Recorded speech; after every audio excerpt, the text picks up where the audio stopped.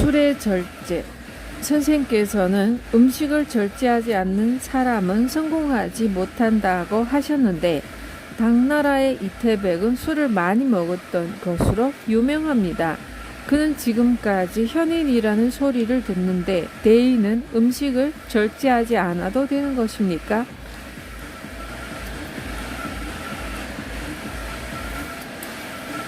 술을 많이 먹으면 마음이 흐려지는 수밖에 없습니다. 술을 많이 먹어도 마음이 흐려지지 않는 사람은 천하의 명성을 떨치는 것입니다.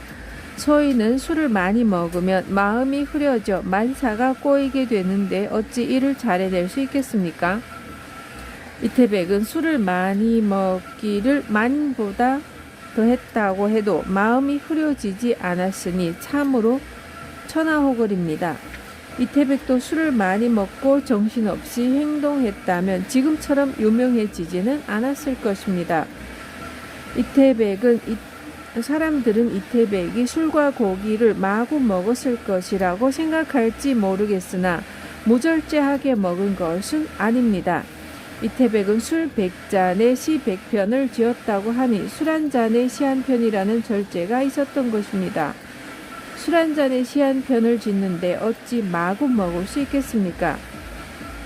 여담이지만 이태백은 현인이라기보다는 재기가 뛰어난 사람입니다. 무릇 현인이란 자기가 좋아하는 일을 잘하는 사람이 아니라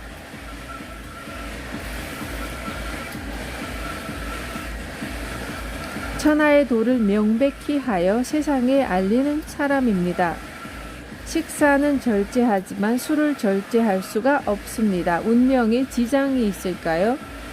술을 많이 먹으면 몸이 상하는 것을 알면서도 과음하는 사람들이 많습니다. 술도 음식이기 때문에 절제해야 합니다.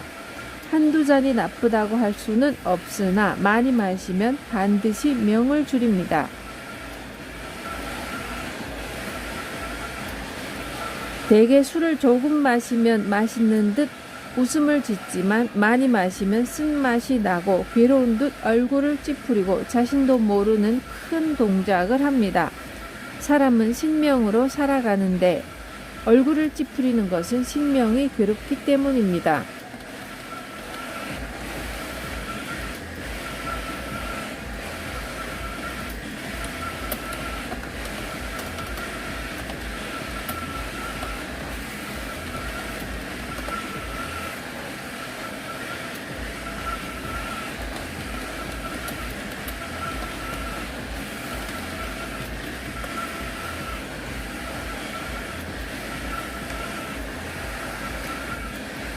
술을 많이 마시면 숨을 가쁘게 내쉬고 머리가 깨지는 괴로움을 당하기도 합니다. 다음날 뱃속이 이상하고 울렁거릴 때야 후회하지만 무절제한 사람은 다음에도 똑같이 분에 넘치게 술을 마십니다.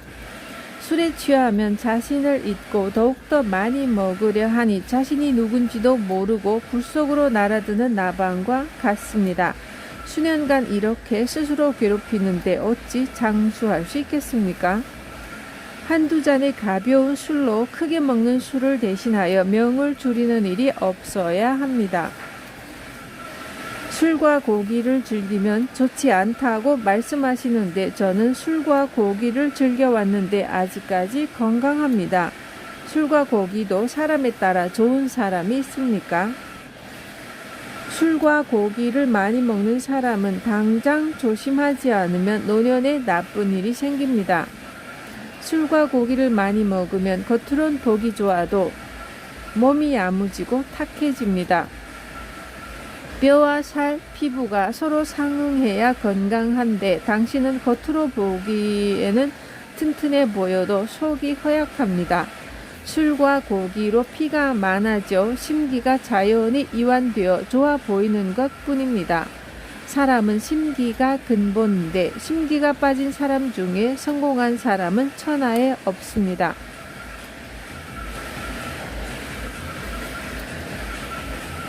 간절한 소망은 이루어진다. 운이 나빠 크게 고생하고 있습니다. 어떻게 소원을 빌어야 여기서 헤어날 수 있습니까? 간절한 소망을 담아 기도하여 그것이 천지에 차면 자연스럽게 이루어집니다. 그러나 천일 밤 낮을 기도해도 진실이 없으면 신의 가호가 있겠습니까? 진실로 신에게 빈다는 생각이 있다면 목숨도 아깝지 않다는 각오가 있어야 합니다. 식은 나의 목숨을 기르는 근본입니다. 그러니 이것을 바치는 것이야말로 목숨을 바치는 것과 같습니다. 평소에 한 공기의 밥을 먹었다면 반 공기로 줄여 신께 바치세요. 실제로 식사를 바치는 것이 아니라 밥상을 대할 때마다 신께 마음속으로 기도하면 됩니다. 지금 반 공기를 드립니다 하고 마음속으로 기도하고 반 공기의 밥을 먹으면 됩니다. 먹지 않은 반 공기는 신이 즉시 받아줍니다. 신은 정직한 사람의 머리 위에 계신다고 했습니다. 물건을 직접 받는 것이 아니라 그 마음과 뜻을 받는 것입니다. 그런데 충분히 먹고 신에게 매일 맛있는 음식을 따로 해서 바쳐도 신은 좋아하지 않습니다. 자신이 먹을 것을 아껴서 올리는 뜻만을 받는 것입니다. 셋을 먹었다면 둘을 먹고 둘이었다면 하나만 먹고 하나였다면 반을 먹어서 그 덕을 키우면 세상에 이루어지지 않을 소원은 없습니다. 이렇게 기원하면 작은 소망은 1년이나 3년이면 이루어지고 큰 소망은 10년이면 충분히 달성할 수 있습니다. 죽을 때 괴로움이 없으려면 훌륭한 분들을 많이 알고 있으나 음식 절제로 신의 뜻에 가까워진다는 말은 처음 들어봅니다. 아무리 선생님의 도가 높다고 하셔도 좀 지나친 것 아닙니까? 마음이 동요하지 않아야 신의 뜻에 가까워집니다. 마음이 혼란스러워지는 것은 다 음식이 원인입니다. 음식을 절제하면 마음이 안정되고 작은 일에 동요하지 않습니다. 술과 고기를 먹으면 마음이 쉽게 흥분되고 흐트러져서 생각지도 않은 나쁜 짓을 하게 됩니다. 또한 과식하면 몸 안에 기가 무겁게 되어 마음이 제갈 길을 찾지 못하게 됩니다. 수행을 깊게 하는 사람들은 오후 4시 이후에는 음식을 먹지 않아야 합니다. 이런 방법은 다 기를 고요하게 하여 마음을 다스리기 위한 것입니다.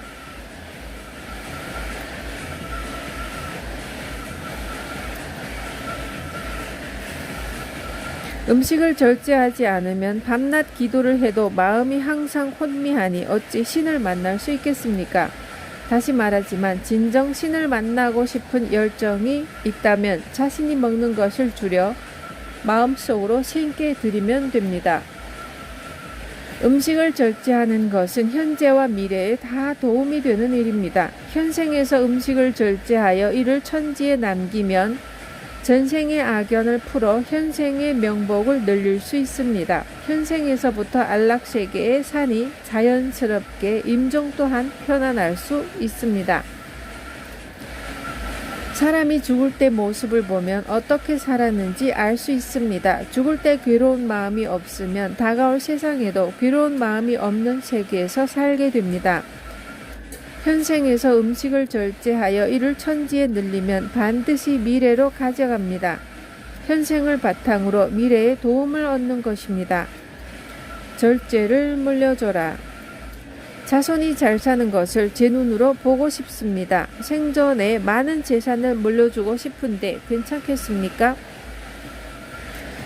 대단히 좋지 않은 생각입니다. 많은 재산을 물려주는 것은 어버이의 사랑이 아니라 자식을 크나큰 곤경으로 내모는 일입니다. 재산을 물려주기 전에 절제를 가르쳐야 할 것입니다. 절제가 몸에 배지 않은 채로 재산을 물려받으면 그 자손은 재산이 언제까지나 그럴 줄 알고 하는 일 없이 세월을 보내게 됩니다.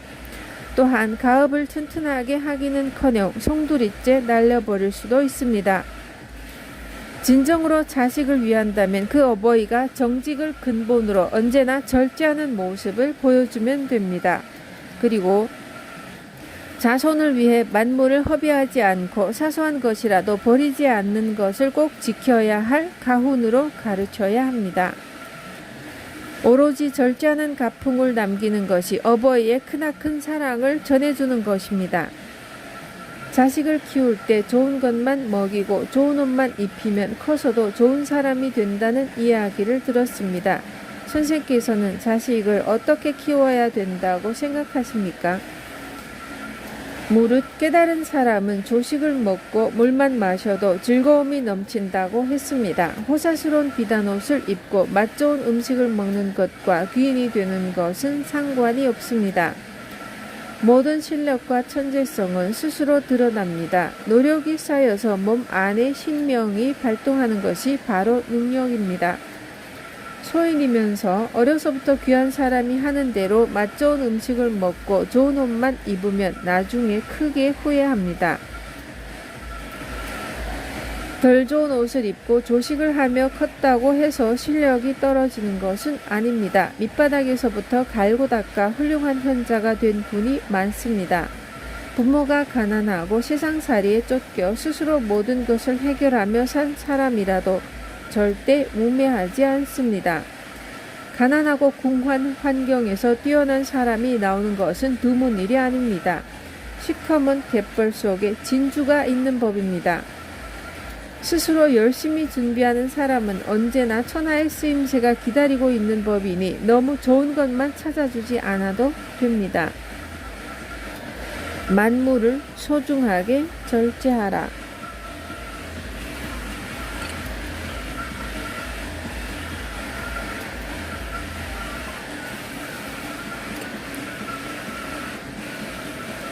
노년에 이르렀으나 아직 자식을 얻지 못했습니다. 아이가 없으니 절제를 해도 누구에게 그 덕을 물려주겠습니까? 죽은 뒤에 재물이 무슨 소용이 있습니까? 남은 인생을 호화롭게 살고 싶습니다. 자식이 없는 운명이라도 엄격히 절제하면 반드시 훌륭한 자손을 얻을 수 있습니다. 지금부터라도 소식하여 그 덕이 천지만물을 이롭게 하면 노년에 가깝더라도 자손을 볼 수 있습니다. 나이가 많아 자손을 보기 힘들더라도 마음은 불생불멸이므로 절제를 늦추어서는 안 됩니다. 육체는 사라져도 마음은 남습니다. 마음은 인연과 인과를 기억합니다. 인연은 원인을 만드는 것을 말하며 인과는 그 원인을 갚는 것입니다. 현생에 나쁜 인연을 맺으면 다시 태어날 때에 나쁜 업보를 받는다는 뜻입니다. 지금 당신이 쌓은 덕이 미래의 당신에게 도움을 줍니다. 믿을 수 없겠지만 세상은 그렇게 돌아갑니다. 만약에 현생이 끝이라는 생각에 천지만물을 마음대로 허비한다면 다음 생에는 뼈 빠지게 일해야 겨우 먹고 살 수 있습니다. 전생이나 내생도 다 현생에서 스스로 하기 나름입니다. 몸가짐이 바른 사람은 스스로 돕게 됩니다. 하늘은 스스로 돕는 사람을 보살핍니다. 만물을 소중하게 절제하라는 것은 나의 말이 아니라 하늘과 자연의 가르침입니다. 자녀의 운명은 부모하기 나름. 아기가 자주 아픕니다. 저희 아기의 운명이 좋지 않은가요? 어린 아기가 가난하고 나쁜 운명을 갖고 태어났더라도 부모가 절제하면 아기의 운명이 더 이상 나빠지지 않습니다. 또한 초년에 부모가 하는 바에 따라 나쁜 운명도 좋게 바뀌는 일이 많습니다. 자식에게 있어 부모는 근본입니다. 근본이 바로 서면 자연스럽게 모든 것이 바르게 됩니다. 혹시 아기에게 태어나기 전 인연이 있다 해도 이것을 푸는 것은 부모의 행동에 달려 있습니다.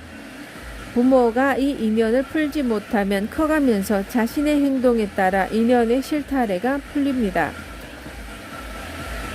나쁜 인연을 푸는 가장 좋은 방법은 음덕을 쌓는 일입니다. 몰래 다른 사람을 돕는 일을 계속하세요. 보통 사람들이 몰래 하는 음덕으로는 충분하지 않습니다. 스스로 매일 먹는 음식에서 절제하는 것이 시작입니다. 내 입으로 들어가는 얼마 안 되는 음식이지만 매일 절제를 실행하면 자손의 나쁜 인연을 풀어 아기의 가난함과 병약함을 극복할 수 있습니다. 세상은 날마다 새롭게 변한다. 저희 제자들이 평생 간직해야 할 말씀을 전해 주십시오. 처음 세상이 만들어질 때는 아무것도 없었습니다. 그 후에 음양의 기가 만들어지면서 사람이 생긴 것입니다. 그러므로 음양의 기가 근본이고 신체는 나중입니다. 그래서 관상이나 생김새를 먼저 논하기보다 기를 중심으로 인생을 논해야 합니다. 잘 살고 못 살고 오래 살고 빨리 죽는 일이 다 스스로 만드는 기운에서 생깁니다. 사람뿐 아니라 천지 만물은 다 이러한 기운을 근본으로 살아갑니다. 이런 음양의 기운을 보는 것이 내 관상의 비법입니다. 우주의 기운은 너무 커서 눈앞에 있다 해도 쉽게 볼 수 없습니다. 관상은 먼저 우주의 기운과 세상의 이치를 근본으로 해서 스스로 덕을 배우고 몸을 삼가는 것이 첫째 일입니다. 만물은 모두 각자의 상을 가지고 있습니다. 하찮은 미물이라도 상을 갖지 않은 것은 없습니다. 세상 모든 것이 모양새와 살아가는 방법이 있는데 하물며 사람이 없겠습니까? 다른 사람의 운명을 보기 위해서는 우주가 돌아가는 이치를 알아야 하며 그래야 만물의 이치 또한 꿰뚫어 볼 수 있는 것입니다. 상을 보는 이유가 무엇입니까? 만인에게 우주의 이치와 세상에 살아가는 이치를 가르치고 베풀기 위함입니다. 스스로의 안위와 편안함을 위해 상을 보는 것은 이치에 어긋나는 일입니다. 그렇다면 만인에게 세상의 이치를 알려주는 이유는 무엇입니까? 만인으로 하여금 만물을 사랑하게 하여 온 세상이 자비와 사랑으로 가득 차게 하는 것입니다.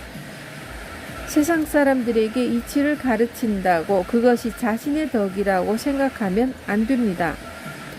자신이 다른 사람을 가르치는 것도 다 천지자연의 덕이지 스스로의 덕은 아닙니다. 이렇게 스스로 겸손함으로써 점차 깨달음에 이르게 되면 자연스럽게 다른 사람이 추앙하는 사상가가 되는 것입니다. 천지에 베푸는 것이 곧 얻는 것이라는 것을 한시도 잊으면 안 됩니다. 다시 한번 강조하지만 베푸는 덕을 자신의 능력이라고 여기면 끝내 천지 만물의 이치에는 도달하지 못합니다. 모든 덕은 천지 자연에서 나오는 것입니다. 그것을 자신의 덕이라고 생각하면 자연의 덕을 훔치는 일이니 어찌 좋은 일이라 하겠습니까? 물은 높은 곳에서 낮은 곳으로 흐릅니다. 바다가 자연스럽게 천지의 물을 받아들이듯 자연의 이치는 간단합니다. 이치를 알면 상을 꿰뚫어 보는 것이 하나도 신기하지 않습니다. 신기한 것은 도가 아니며 오로지 명명백백한 것이 도입니다. 세상 만물은 모두가 날마다 새롭게 변합니다. 날마다 새롭게 변하는 것을 꿰뚫어 보기 위해서는 만물을 나의 백성이라고 생각하는 자세가 필요합니다. 이런 자세로 만물을 바라보면 하루하루의 기륭을 알 수 있습니다. 만물은 매일 새롭게 바뀌며 한순간도 멈추지 않습니다. 사람 또한 혈기가 전신을 순환함에 따라 혈색이 시시때때로 바뀌는 것입니다. 계속 변하는 곳에서 이치를 터득하면 유에서 무를 알 수 있고 무에서 유를 알 수 있습니다. 만물이 태어남과 돌아감을 반복하듯이 사람도 마찬가지입니다. 세상이 올 필요가 있을 때 생겨나고 다시 돌아가는 것입니다. 그리고 또다시 생겨나는 것입니다. 그러므로 만물이 새롭게 된다는 것을 모르는 사람은 상을 보아도 그 이치를 미루어 알 수 없습니다. 이치를 모르는 사람은 남의 운명은 물론 자신의 운명조차 알 수 없는 것입니다. 천하의 이치를 아는 사람은 자신의 분수를 알고 스스로 어떻게 행동해야 하는 줄 압니다. 이를 모르는 사람이 높은 자리에 있으면 교만한 사람이 되기 쉽습니다. 특히 상을 보는 사람은 이 이치를 정확히 알아야 합니다. 이치를 모르는 관상가는 정확한 상을 볼 수 없을 뿐 아니라 사람을 가르칠 수도 없으며 잘못된 길로 이끌기도 합니다. 절제, 즉 스스로 멈출 줄 아는 것이 최고의 선이며 만물을 다스리는 근본 이치입니다. 절제하지 않는 모든 것은 악의 근원이며 그 종말은 만물에 해롭습니다. 절제하지 못한 삶은 비록 좋은 운명을 타고났더라도 하늘의 운을 받지 못합니다. 천운은 무절제한 사람에게는 전달되지 않습니다. 천운을 받으면 모든 것이 새롭게 되고 수신하기 쉬워집니다. 자연의 이치를 모르는 사람은 나무나 돌보다도 못한 사람입니다. 나의 상법의 비결은 오로지 절제를 첫째로 하여 하늘의 안목을 갖는 것을 목적으로 합니다. 제자가 많지만 이것을 제대로 아는 자는 극히 드물어 안타깝습니다. 가끔 알아듣는 제자가 있다 하더라도 스스로 이치를 가볍게 여겨 중도에서 물러나는 일도 많습니다. 몇몇은 이치를 가볍게 여겨 내 이름을 더럽히는 일도 있었습니다. 앞으로는 새로운 제자는 받지 않을 것입니다. 만약 배우고자 한다면 절제가 무엇인지 먼저 깨우쳐야 하며 만물이 나의 근본임을 알고 실천해야 할 것입니다. 이치의 심오한 의미를 깨달으면 내 비결을 스스로 터득한 것이니 나에게 따로 배울 것이 없습니다. 수신의 지혜. 선생은 음식과 생명을 강조하지만 사람이 살아가는 데는 인, 의, 예지신이 필요한 것인데 어찌 이것을 모르고 수신한다고 할 수 있습니까? 인, 의, 예지신은 자연의 이치를 알면 자연이 얻어집니다. 생명은 하늘의 은혜로 만들어지고 땅의 지혜로 길러집니다. 나를 낳고 기르는 것이 하늘과 땅의 덕분입니다.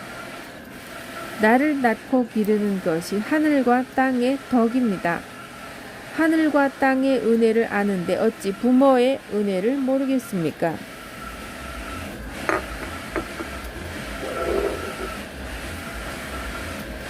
천지의 은혜를 아는 사람에게 인, 의, 예지신은 자연스럽게 얻어지는 열매일 뿐입니다.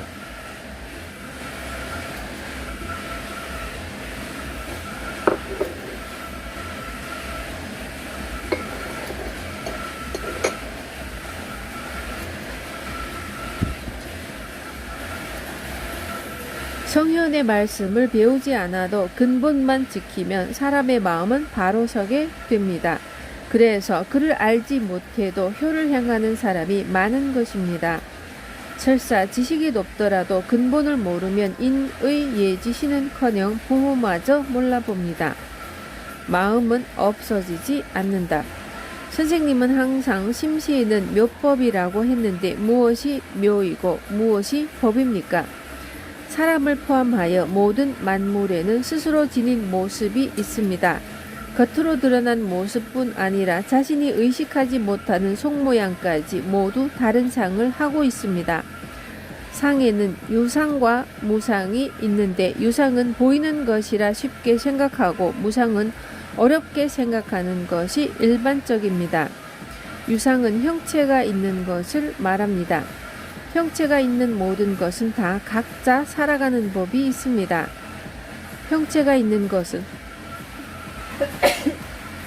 사라짐이 있는 법입니다. 그래서 신체를 법이라고 하는 것입니다.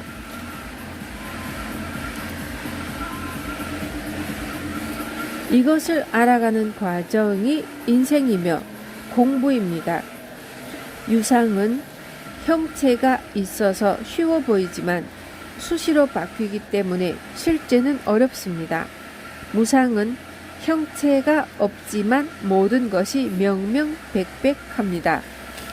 무상을 아는 것이 진정으로 아는 것이라고 할 수 있습니다. 무상은 곧 마음입니다. 마음은 무형으로 생김과 없어짐이 없습니다. 흔히 마음의 움직임을 묘하다고 합니다. 원래 우리의 본성은 미묘한 마음에서 시작해서 밖으로 그 형색을 드러내는 것이 이치입니다. 그리하여 심의 묘와 신의 법을 알게 되면 천지의 이치를 알아볼 수 있는 것입니다. 묘법이란 이런 깊은 이치를 표현한 말입니다. 종교의 근본 원리는 같다. 모든 종교가 완전하다면 한 가지만 있어도 될 텐데 왜 세상에는 여러 종교가 있습니까? 불교를 믿는다고 해서 자비만으로 다스릴 수 없고 유교를 믿는다고 해서 예만으로 백성을 다스릴 수는 없습니다. 나는 종교에 울타리가 있다고 생각하지 않습니다. 옳은 이치는 다 하나로 통합니다. 무릇 신은 천지에 가득하며 우리 마음속에도 계십니다. 바깥에 있는 신으로부터 영험한 기적이 나타나는 것이 아니라 다 내 안에 신이 함께할 따름입니다. 언제나 스스로 절제할 때 신은 모습을 드러냅니다. 아끼고 검소하며 만물을 헛되이 쓰지 않으면 항상 신과 함께 하는 것입니다. 어떤 신이든 만물이 허비되고 버려지는 것을 좋아하지 않습니다. 그러므로 종교가 어떻든 스스로 삼가고 만물을 허비하지 않는 사람이 복을 받습니다. 종교 사원이나 사찰에는 재물이 모이는 경우가 많습니다. 흥하는 종교인들은 음욕을 삼가고 항상 조심하여 규칙을 엄격히 지키며 살아갑니다. 하고 싶은 일을 마음대로 하지 않는 절제가 천지에 퍼져 그 덕이 다시 돌아오기 때문에 큰 복을 받는 것입니다. 종교인 중에서도 호화로운 생활을 하며 만물을 함부로 낭비하는 사람은 자신의 영혼을 깨뜨리는 사람들이니 아무리 겉으로 아름답게 꾸며도 남들이 알아주지 않습니다. 사치를 멀리하고 검소한 옷을 입고 음식을 절제하여 매일 크게 덕을 쌓으면 그 덕이 하늘과 땅을 다 채우고도 남습니다. 이런 사람은 칠흑 같은 산중 동굴에 기거해도 세상 사람들이 그 덕을 사모하여 스승으로 모시기 위해 모여드는 것입니다. 이것이 다 자신의 절제가 세상의 등불이 되어 천지를 비추기 때문입니다.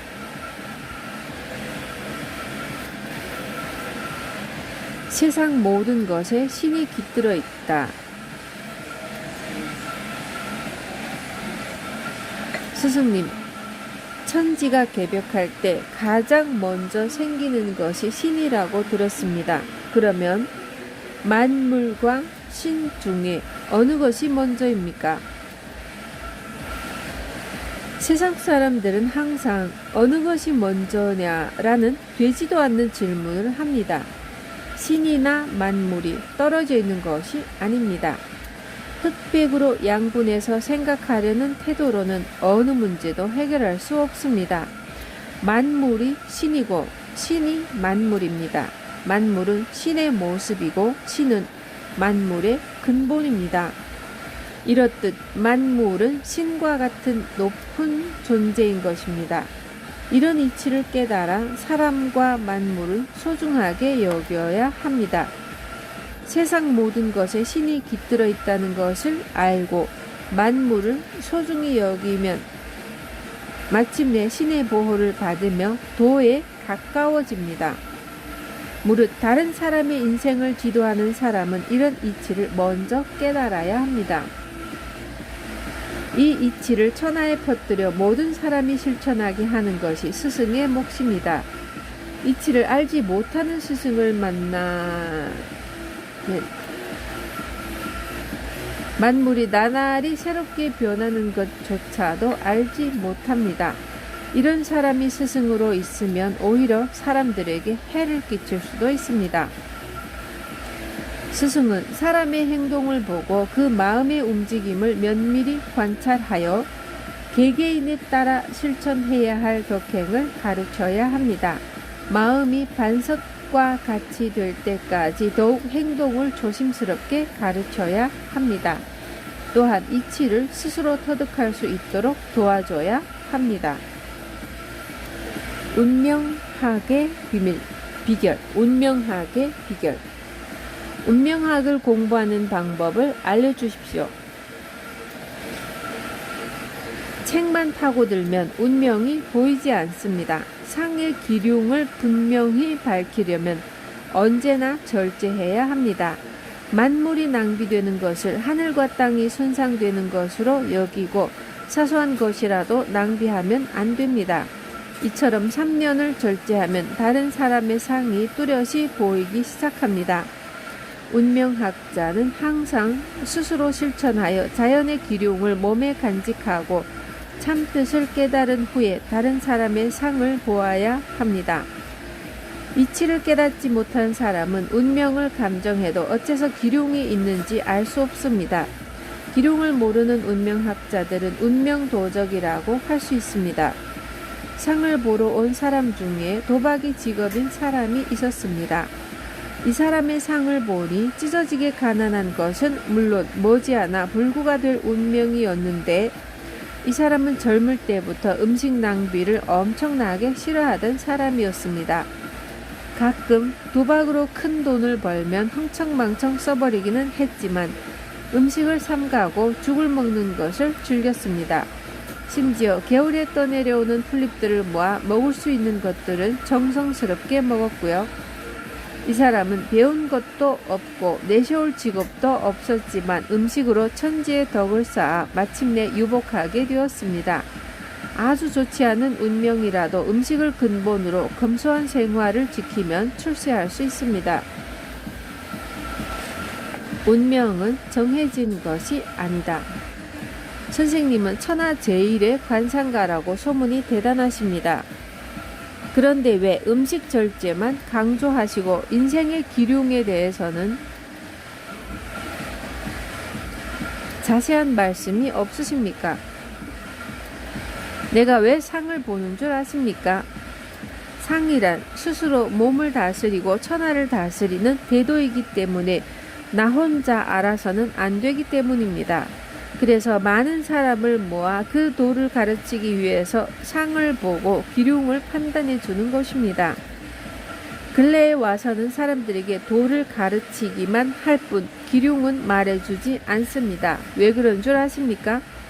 도를 행하면 기륭은 의미가 없어지기 때문입니다. 도의 근본은 식이요. 식을 근본으로 하여 도가 시작되니 음식에 관한 말을 많이 할 수밖에 없습니다. 상은 있다가도 없고 없다가도 있는 것입니다. 기륭이란 처음부터 확정된 것이 아닙니다. 식을 절제하면 심신이 엄중해지므로 당연히 몸과 천하를 다스릴 수 있는 근본이 섭니다. 천지의 이치를 깨닫고 그것을 근본으로 하여 기륭을 판단해야 합니다. 이치를 모르는 보통 사람들도 음식을 절제함에 따라 그 법칙을 하나둘 깨닫는 것을 많이 보아왔습니다. 천하의 이치가 마음속에 싹 틔우는 모습을 본 것입니다.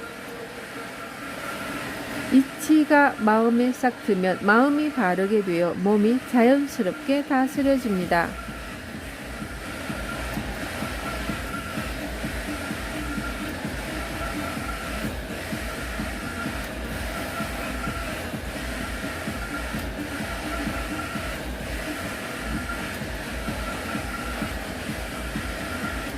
비천을 떠나 식사를 절제하지 않고는 운명이 제대로 자리잡기 힘들어집니다. 사람으로 태어나 만물의 법칙을 아는 것이 삶의 근본입니다. 그러나 알기만 해서는 아무것도 아닙니다. 행동에 옮겨야 합니다. 운명학의 근본도 식사 절제입니다. 식사를 절제하면 마음이 동요하지 않고 마음이 동요하지 않으면 그 법칙을 빨리 깨달을 수 있습니다. 천지에는 목, 화, 토, 금, 수의 오행과 오기가 있고 사람에는 인, 의, 예지, 신의 오상이 있어 만물은 모두가 그 쓰일 곳이 정해져 있습니다. 마음이 동요하는 사람은 자신이 어디에 쓰일지 알아챌 수 없습니다. 이것을 일컬어 격에 미치지 못한다고 말합니다. 격에 미치지 못하는 사람들을 격외라고 부릅니다. 격외의 사람들은 사물의 이치에 어둡기 때문에 하늘로부터 받은 덕과 복을 줄이면서 살아갑니다. 식사가 모자랄한 사람의 인생은 등불 없이 칠흑 같은 밤길을 걷는 것과 마찬가지입니다. 그러니 기뻐해야 할 것도 시기요, 걱정해야 할 것도 시기입니다. 음식이 운명을 좌우한다. 내가 10수년 동안 관상 공부를 하고 운명을 감정하기 시작했을 때 처음에는 틀리는 것이 거의 없어 크게 자만했습니다. 하지만 시간이 지나면서 큰 괴로움이 생겼습니다. 당시에는 식사의 중요함을 모르고 상을 보았습니다. 그래서인지 가난할 운명이었는데도 부자가 되고 일찍 죽어야 할 사람이 오래 사는 것을 종종 보았습니다. 반대로 관상으로는 나중에 부자가 될 사람이었는데도 가난하게 되고 장수할 상을 가진 사람이 요절하는 것도 보았습니다. 운명학자로서 상이 틀린다는 것은 너무나 괴로운 일이었습니다.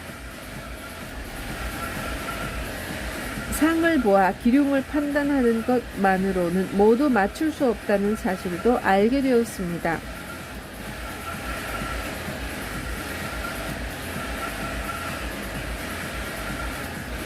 고단한 수행 끝에 기륭의 근본이 식사에 있음을 알게 되었습니다. 음식의 중요성을 깨달은 이후에 식사의 절제 여부를 알아보고 그에 따라 평생의 기륭을 판단하니 만에 하나도 실수하는 일이 없었습니다.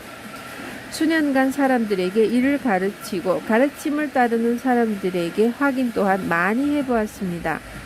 1년 뒤에 틀림없이 큰 화를 입어야 될 사람도 식사를 절제하면 반드시 화를 모면했으며 오히려 뜻하지 않은 일까지 생겼습니다.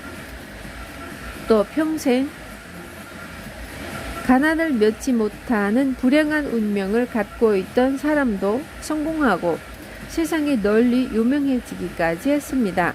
오랜 지병으로 절대 오래 살 수 없었던 사람도 음식으로 인해 장수하는 것을 헤아릴 수 없이 많이 봤습니다.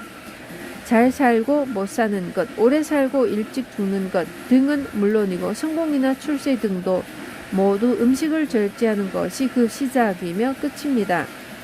이를 깨달은 이후 사람들에게 이것을 권하기 위해 쌀밥을 먹지 않고 쌀이 들어간 떡조차 먹지 않는 생활을 해왔습니다. 다만 하루에 보리밥 3그릇으로 먹는 양을 정하고 술은 어렸을 때부터 대단히 좋아했지만 작은 잔 3잔으로 그 양을 정했습니다. 이렇게 정한 것은 다 나를 위함이 아니라 사람들을 위해 내 식을 줄인 것입니다. 세상에 큰 뜻을 펴고자 하는 사람이라면 단 하루만이라도 음식을 절제해 주시기 바랍니다.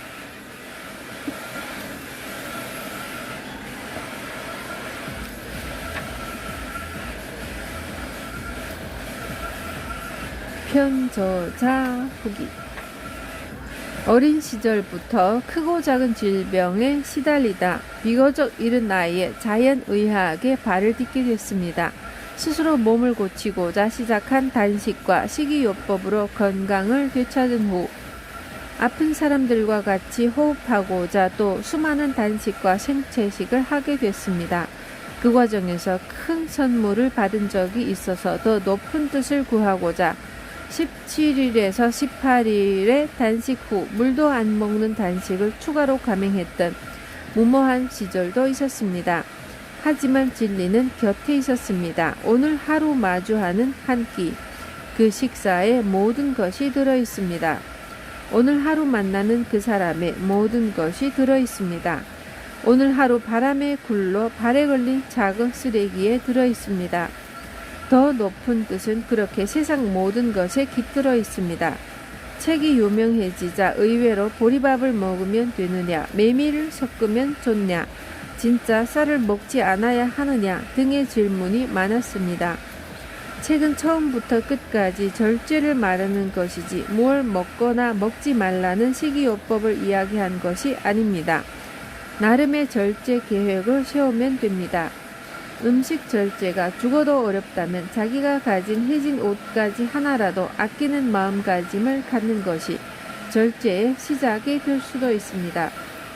시대적 한계와 지역적 한계가 있어서 직접적으로 예수님을 언급하고 있지는 않지만 예수님 말씀을 듣는 것처럼 느껴지는 구절이 참 많습니다. 불자들에게는 진정으로 부처님을 닮으라고 권합니다. 이런 이유인지 많은 교회와 불교 단체에서 책을 구매해 사람들에게 나눠주기도 했습니다. 근래에는 월드스타이자 가수인 비까지 이 책을 추천하여 젊은 사람들에게도 절제가 알려지게 되어 너무나 행복한 일입니다. 이 책은 제 마음속에 고이고이 간직하고 있던 보물이었습니다. 수십 번을 읽어도 어느 글 하나 진리 아닌 것이 없으니 그 높은 뜻에 고개가 절로 숙여졌습니다.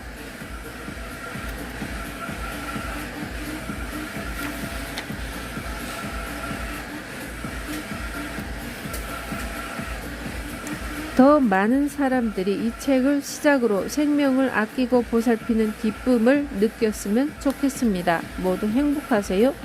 감사합니다.